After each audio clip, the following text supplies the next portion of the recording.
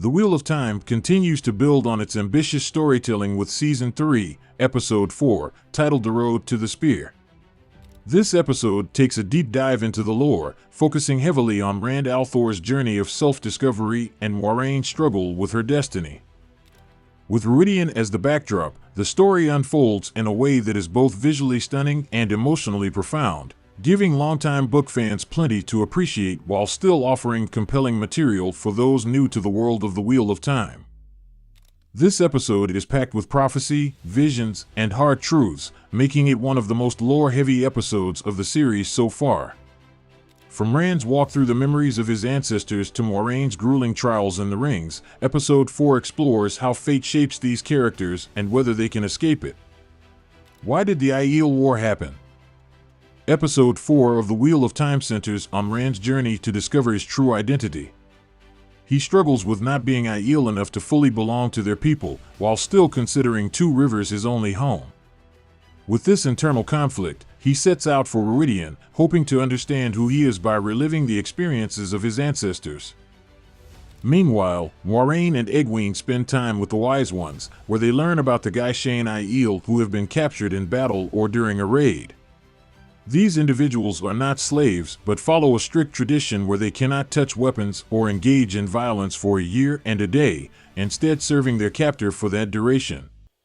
The Wise Ones explain to Moiraine and Egwene that if Rand had never arrived in the Aiel Waste, both he and the Aiel would have perished. Additionally, one of the Wise Ones begins to warn Moiraine that if she does not go through Ruidian herself, something dire may occur, but before she can elaborate, she is interrupted. Though the exact meaning is unclear, it strongly suggests that Moiraine might also have died had she not gone. At the same time, Aviendha warns Rand and Lan that swords are forbidden in their current location. This leads to a brief sparring match between Lan and Aviendha using a sword and a spear since the Aiel do not use swords. The moment is cut short when the Wise Ones arrive and reveal a startling truth about Aviendha: she can channel the One Power and is destined to train with them. However, instead of embracing her fate, she had chosen to remain a Maiden of the Spear and sought out Rand, ultimately leading him to the Aiel Waste. Eventually, Aviendha relinquishes her spear and is sent to Ruidian to fulfill her duty. At the same time, Moiraine urges Rand to enter Ruidian. She wants to guide him, but Rand is skeptical, believing she has never truly tried to help him. He challenges her, asking if she would allow him to act freely without questioning his decisions. Moiraine responds that while she is committed to helping him, she will not stand by and watch him recklessly endanger himself. She insists that her only goal is to see him succeed, as she has dedicated her entire life to ensuring that outcome. Those who survive Ruidian receive a dragon marking, signifying the Aiel as the people of the dragon. However, the prophecy states that the Kare Karn will be marked twice, allowing the Aiel to identify him as their destined leader. Naturally, there is resistance to allowing Rand to enter, as many argue that he is not truly Aiel, despite his bloodline proving otherwise. The Wise Ones intervene and grant permission for both Rand and Moiraine to enter Ruidian, while Egwene is firmly told she will not be allowed to go, even if she asks. Left with no choice, she stays behind. Before entering, Rand and Moiraine must leave all weapons behind, stepping forward into a city surrounded by spears. Once inside, they undergo a powerful transformation, becoming one with Ruidian and adhering to the sacred rule: they cannot speak to the living until they return outside. As Rand moves forward, he experiences visions of the past, stepping further back in time to witness the history of his people unfold. Along the way, they encounter the Tree of Life, a 3,000-year-old relic. Moiraine explains to Rand that long ago, the Aiel entrusted a sapling of Avendezra, this revered tree, to Carrion as a symbol of peace. However, when her own uncle ascended the throne as king, he cut down the sacred tree to craft an irreplaceable throne for himself. This act of betrayal shattered the Aiel's trust and became the catalyst for their march across the spine of the world, igniting the Aiel War. Rand's journey to Ruidian. For much of the series, Rand has struggled with his identity as the Dragon Reborn, feeling isolated and disconnected from those around him. He has spent a great deal of time pushing back against his destiny, but this episode marks a major turning point in his arc. In episode 4, Rand sets out on his trial in Ruidian, where he is forced to walk the paths of his ancestors, literally experiencing their lives, their struggles, and the choices that led to the present day. This aspect of the episode is incredibly immersive, allowing viewers to see how the past continues to shape the world of the Wheel of Time. Rand's vision of his ancestors. One of the most striking aspects of this episode is how Rand's lineage is revealed. Rand walks away from Moiraine and towards the glass forest.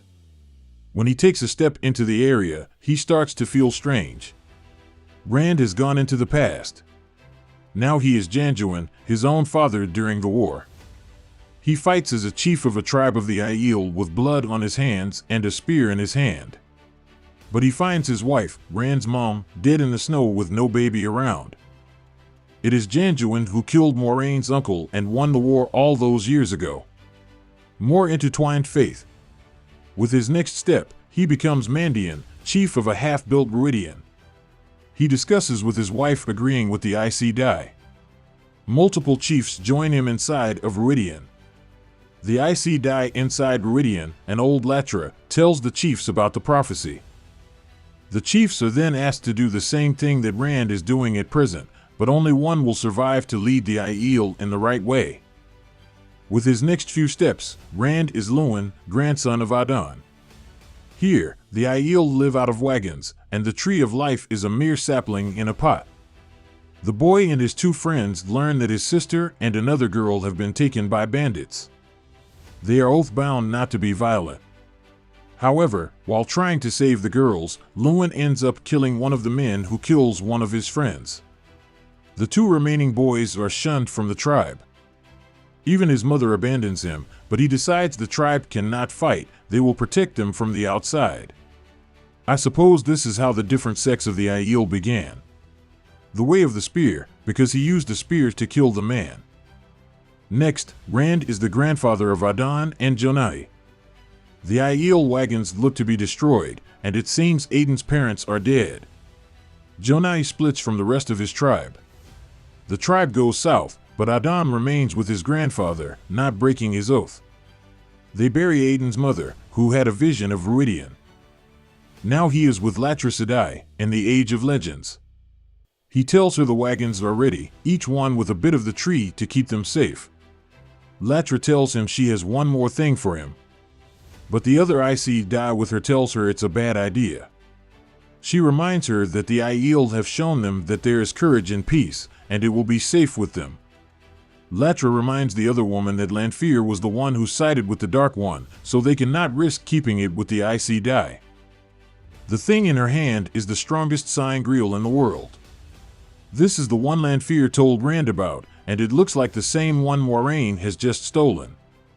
Latra encourages the Aiel to stick to the way of the leaf, and the man who looks like Rand makes an oath with the sangreal in his hands.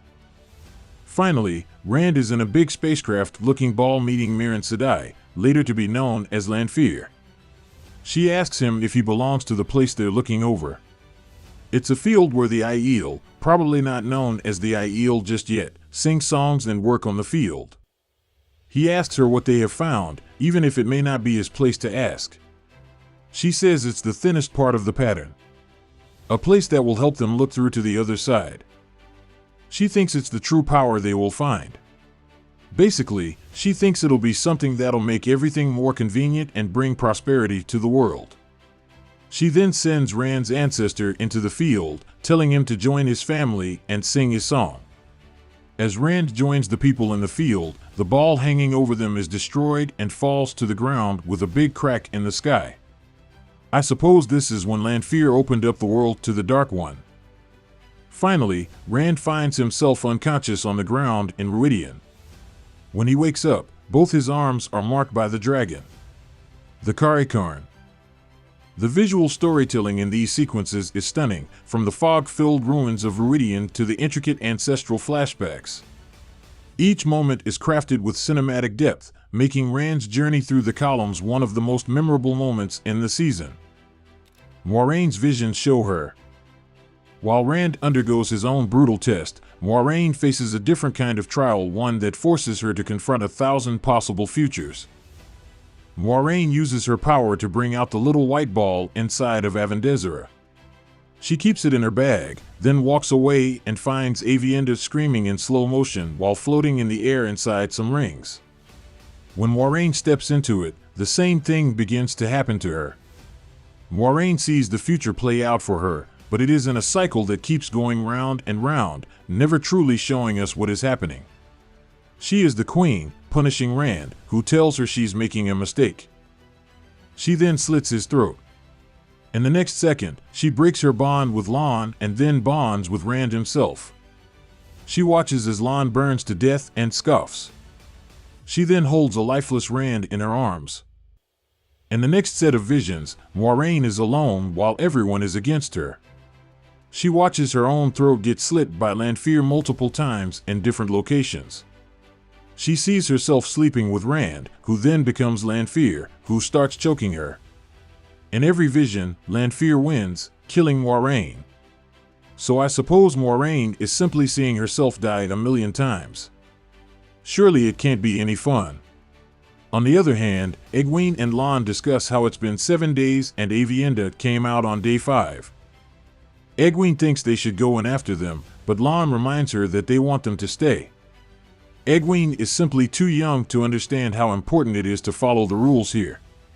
If she had ended up going inside, she'd probably have ended up dying. Rand finds Aviendha, and he apologizes for not understanding about the swords. She's annoyed that he thinks he understands now, but he tells her that that is not the case. He's seen why the Aiel believe so much in the way of the leaf and why non-violence has been so important to them. Rand may never truly be Aiel. Aviendha leaves because Rand says he won't leave Moiraine behind. At the end of the Wheel of Time episode 4, Rand returns with Moiraine in his arms. She looks nearly dead, but they're both alive and returned from Ruidian. Rand gives Moiraine to Lan, and Egwene hugs him in relief. They're both changed people, and nobody will ever understand what they've been through. Now that Moiraine has the Sangreal, though, Lanfear can't get her hands on it, but does this mean Moiraine could turn against Rand? I can't really tell what the visions really imply. The acting in these scenes is exceptional, with Rosamund Pike delivering a powerhouse performance as Moiraine is forced to grapple with terrifying futures. The visual effects and cinematography further enhance the intensity, making Moiraine's journey just as compelling as Rand's. Aviendha's arc. Aviendha, one of the strongest warriors in the series, undergoes a significant shift in this episode. She appears to be hanging up her weapons, accepting a new role that focuses on strength of mind rather than combat skill. This is a pivotal moment for her character, as it challenges the warrior identity she has built for herself. While her physical abilities remain unmatched, she begins to realize that wisdom and leadership are just as important as raw strength. Her interaction with Rand in this episode is brief but impactful. She recognizes the tattoos on his arms, which solidify his connection to the Aiel people. However, the episode does not show Aviendha's own trial in Ruidian, which is somewhat disappointing. It is unclear whether this was a deliberate omission for pacing reasons or something that will be revealed later. The Shido and the brewing conflict. While Rand and Moiraine undergo their personal trials, the episode also introduces the Shido, a powerful faction of the Aiel. Though their screen time is limited, their presence is visually striking, and their hostility toward Rand is immediately apparent. Couladin, in particular, is shown to be openly against Rand, setting up a major conflict in future episodes. The costumes and set designs for the Shido are incredible, making them a visually distinct and imposing force. Their role in the overarching Aiel storyline will undoubtedly become more significant as the season progresses. Final thoughts. Episode 4 of The Wheel of Time Season 3 is an absolute feast for book readers and lore enthusiasts. It takes a deep dive into the mythology of the world, revealing crucial details about Rand's heritage, Moiraine's fate, and the future of the Aiel. Rand's journey through Ruidian is visually breathtaking and emotionally powerful. Moiraine's trial in the rings adds intense foreshadowing and raises the stakes for her character. The performances by Rosamund Pike and Joshua Stradowski are outstanding, adding depth to their evolving character arcs. The cinematography and world building are at their peak in this episode, with stunning visuals that immerse viewers in the grandeur of the Aiel culture and the mystical ruins of Ruidian. The themes of destiny, sacrifice, and leadership are woven throughout the narrative, making the episode one of the most significant turning points of the season. While Avienda's journey feels underdeveloped compared to the depth given to Rand and Moiraine, the episode still delivers an impactful story. The heavy focus on prophecy and the past may feel overwhelming for casual viewers, but for those invested in the Wheel of Time's intricate lore, this episode is a rewarding experience. The show has a serious problem, and has done all the way through to be fair, where it just doesn't want Rand to be the main protagonist. It's crazy because obviously the books do include a lot of POV chapters from Rand, and with the exception of this episode, we haven't seen a lot of that. On the same note, despite the amount of money that Amazon have at their disposal, it's crazy that we get dodgy CGI like the horse and carriage leaving the arena. It may only be a few seconds, but damn is it noticeable. However, the episode does a reasonably good job of establishing the stakes, fleshing out the past, and leaving the door wide open for where this one may go next.